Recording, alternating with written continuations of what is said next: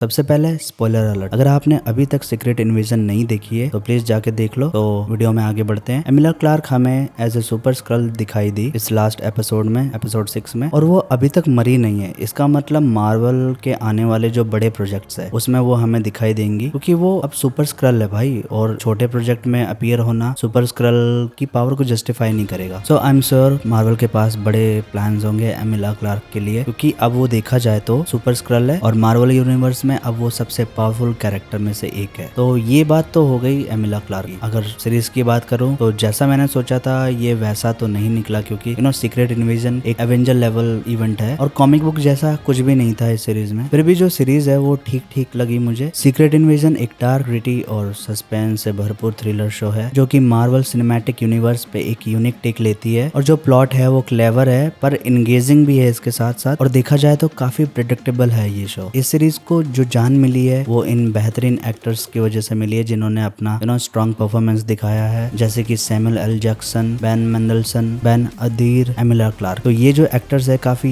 Strong performance के साथ आते हैं। इसी वजह से जो सीरीज है आपको पकड़ के रखती है, क्योंकि इतने बड़े बड़े एक्टर्स है सीरीज में। इसी के साथ ओलिविया कोलमैन का भी जो रोल है वो काफी अच्छा लगा मुझे, स्पेशली एपिसोड 5 में एज ए सोनिया फॉल्स उन्होंने जब हेडशॉट मारा था वो काफी कूल लगा मुझे। ऊपर से इस सीरीज में हमें विडोज वेल का भी इस्तेमाल दिखाया गया, निक फ्यूरी इस्तेमाल करता है। ये भी काफी अच्छी टेक्नोलॉजी है जो कि हमें ब्लैक विडो में देखने के लिए मिली थी, और विडोज वेल का जो फुल वर्जन है वो हमें शायद से थंडरबोल्ट्स में देखने के लिए मिल जाए, कि ब्लैक विडो में दिखाया गया था। तो इसके लिए भी मैं काफी ज्यादा एक्साइटेड हूँ, जो कि पूरी बॉडी को क्लॉक कर लेता है एक हिसाब से। और अगर सीरीज के मेन इंपॉर्टेंट पार्ट पे आए, जिसे एवेंजर्स का कंबाइंड डीएनए जिसे हार्वेस्ट बोला गया है, ज्यादातर मुझे यही लगा कि सीरीज ने जो फोकस है वो सुपर स्क्रल पे किया है एक हिसाब से लास्ट में आने तक। और अगर आगे बढ़े, एवेंजर्स का कंबाइंड डीएनए जिसे हार्वेस्ट बोला जाता है, और इस डीएनए का यूज करके ग्रेविक जो है वो सुपर स्क्रल बन जाता है, पर इसी के साथ गायो को भी ये पावर मिल जाती है। पर सोचने वाली बात ये है कि ग्रेविक को पता ही नहीं चला कि जो निक फ्यूरी है वो गाया है। यहाँ पे तो ऐसा फील होता है कि स्क्रल ही स्क्रल को चकमा दे रहे हैं। और मुझे इस सीरीज में प्लॉट होल्स काफी देखने को मिले हैं, जैसे कि ग्रेविक को पता है कि निक फ्यूरी के पास ही हार्वेस्ट है, तो वो उसे मरवाना क्यों चाहता है, और जो गोस्ट की पावर है वो कैसे किसी को मिल सकती है। तो ये काफी सारे प्लॉट होल मुझे देखने के लिए मिले इस सीरीज में, और भी है वैसे, अगर डिस्क्राइब करने जाएंगे तो काफी लंबी वीडियो बन जाएगी। और जो मेरा चैनल है वो इतना बड़ा भी नहीं है कि हर कोई आके देखे, तो इसलिए मैं जो वीडियो है वो शॉर्ट रखना चाहता हूँ। सो अगर सीरीज पे आए, ऑल दो सीरीज जो है वो स्टार्ट काफी हाई स्टेक के साथ होती है। स्टार्टिंग में ही जो मेन कैरेक्टर्स है उन्हें मार दिया जाता है, और कॉबी सोमेल्डर की जो डेथ है वो भी काफी शॉकिंग थी मेरे लिए, क्योंकि मुझे उन्हें और देखना था एमसीयू में। अनफॉर्चुनेट, क्या पता वो बाद में वापस लेके आ जाए इन्हें, तो उसका भी मैं वेट करूंगा। वैसे कर्नल रोल कब से स्क्रल था इसका भी इन्होंने खुलासा कर दिया, एक हिसाब से हिंट दे दिए। और इसके ऊपर मैंने एक शॉर्ट भी बनाया था, अगर आपने चेकआउट नहीं किया है तो वहाँ पे मैंने 2 थ्योरी दी थी कि जो रोडी है वो या तो इन्फिनिटी वॉर से ही स्क्रल है, या फिर सिविल वॉर में जब उसे चोट लग गई थी तब से वो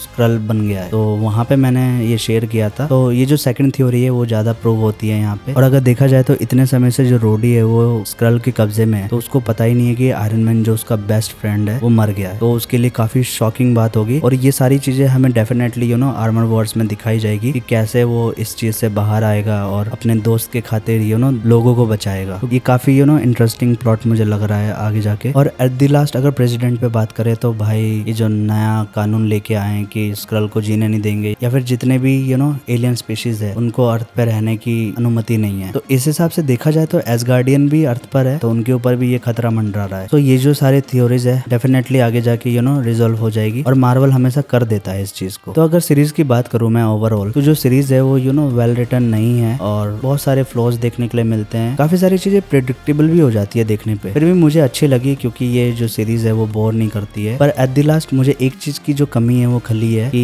कोई भी पोस्ट क्रेडिट सीन हमें देखने के लिए नहीं मिला इस सीरीज में, जो कि मार्वल हमेशा करता है कि आने वाले प्रोजेक्ट का हिंट आपको दे देता है, ताकि जो लोगों का इंटरेस्ट है वो बना रहे। तो पता नहीं हमें क्यों नहीं देखने के लिए मिला कोई भी पोस्ट क्रेडिट सीन। तो दोस्तों ये मेरा एक रिव्यू है सीक्रेट इन्वेजन को लेके। आप लोगों के क्या ख्याल है सीरीज को लेके, मुझे कमेंट्स में लिख के बताना, मैं जरूर जानना चाहूंगा। इसी के साथ मिलता हूँ आपको एक नई वीडियो में। अपना ख्याल रखना।